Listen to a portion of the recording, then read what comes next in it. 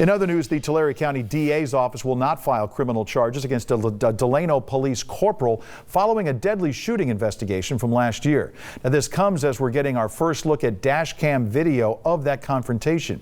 23 ABC's Jessica Harrington breaks down the video and the decision not to prosecute. For the first time, we're seeing the moments Delano Police Department Corporal Michael Strand shot Arturo Ramirez. It was June 14th of last year when Delano police officers went to assist the Tulare County Sheriff's Office with tracking down Ramirez. TCSO was looking for him because he was a suspect in an alleged attack and drive-by shooting the day before. TCSO tracked Ramirez and Alexis Resendez down to a Best Western in Delano. He's coming out. In this dash camera video, two Delano police officers see Ramirez stick his head out of the second-story window, so they get out of their vehicle and move closer to the building. Shortly after, you see Ramirez jumps out of the second-story window and runs away from Corporal Strand. According to the Tulare County DA's office, Strand fires 12 times, hitting Ramirez in the back and grazing his arm. Ramirez was taken to a hospital where he later died.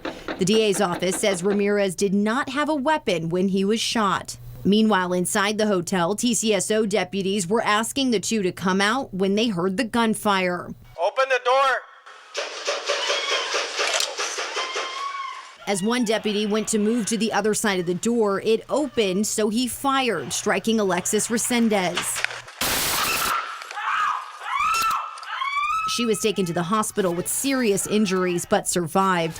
The TCSO deputy and Corporal Strand were placed on paid leave. More than a year later, Corporal Strand remains on paid leave as the Delano Police Department conducts an administrative investigation into the shooting. In a letter to the Delano Police Department, the Tulare County DA's office said they presented the case to the grand jury, who decided not to indict Strand.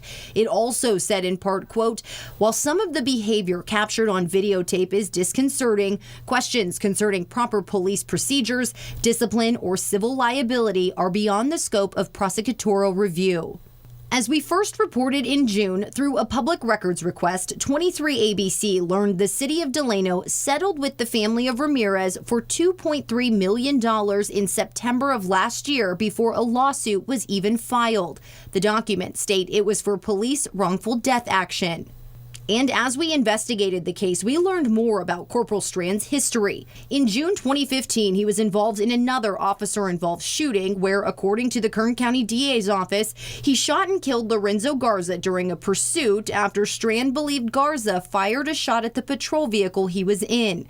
The DA's office ruled that 2015 shooting justified. And in May of this year, the American Civil Liberties Union of Southern California named Strand and two other Delano officers in an excessive force lawsuit related to an incident in April of 2019. No, you can't do that. You can't do that.